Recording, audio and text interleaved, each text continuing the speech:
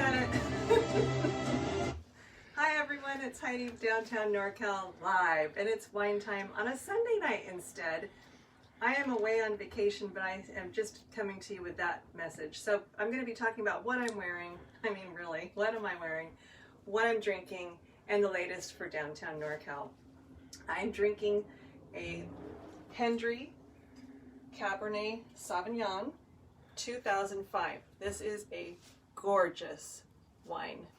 And I wanted to bring Hendry out tonight because I started thinking about the importance of independent local wines because of the woman who works there, my dear friend from high school, Tamara Landry, one of the nicest people you'll ever meet, but she really started making the point on social media about that, and it made me think about all the kinds of independent businesses that are out there that I already support.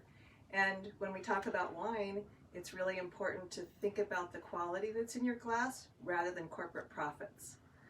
I find that for the most part, the best wines are from those small independent makers, and I love to continue to bring them to you. So thank you, Hendry, for the message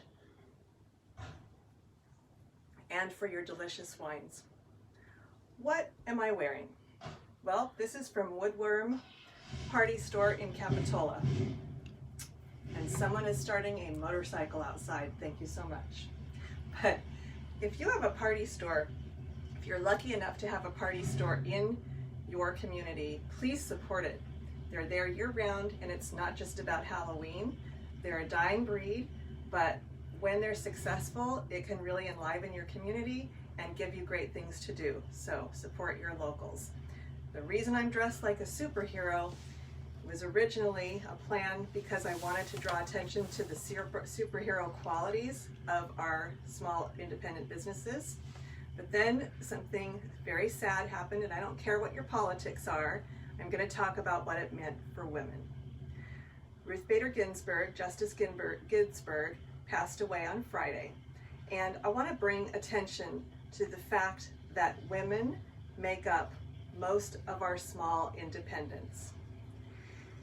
The Small Business Administration every year they do a census, and they talk about how many of those businesses are owned by women. And I have a few stats. So there are about 1.1 million employer-based businesses that are women-owned, but that only represents 21% of the figure. Now, thankfully for Justice Ginsburg, thankfully for her, we were able to expand those numbers. She had a lifelong fight that allowed those numbers to go up and for women to be respected and treated better in the workplace. So thank you to Justice Ginsburg.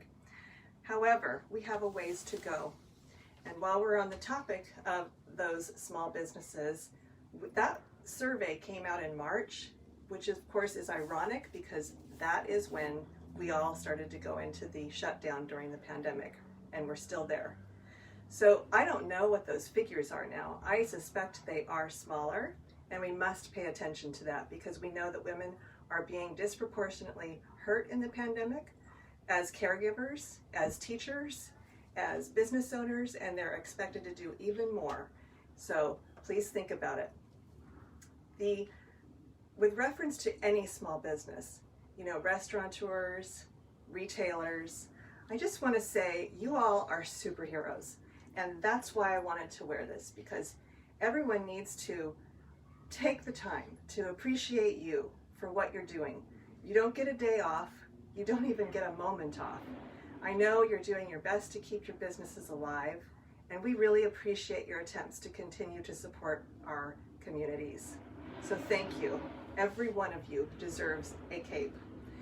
As we've been fighting a pandemic and natural disasters, and in California, the smoke, so when you were finally able to operate outside, you had to come just put business out because you couldn't go outside to eat or do those things. We really, really appreciate everything you're doing. So thank you.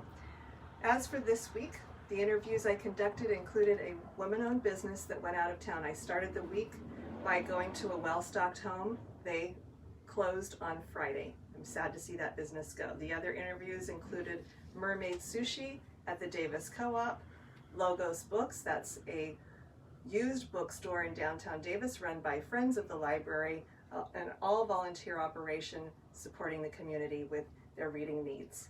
And then finally, Vis-a-Vis Photography, a woman-owned business, and she did something really special this weekend for children and for fire victims. So I'm going to take this week off. I'm lucky enough to be able to do that. But tomorrow I will be posting a new video, so you will see at least one thing tomorrow. As for that, that's the end of my night. I hope you enjoy some nice local wines. Also, please, if you're a small business and you need my help, I am happy to interview you. If you know of a small business that needs my help, I'm happy to interview them. So reach out, whether I'm on vacation or not. I want to schedule more great interviews. Cheers, everyone.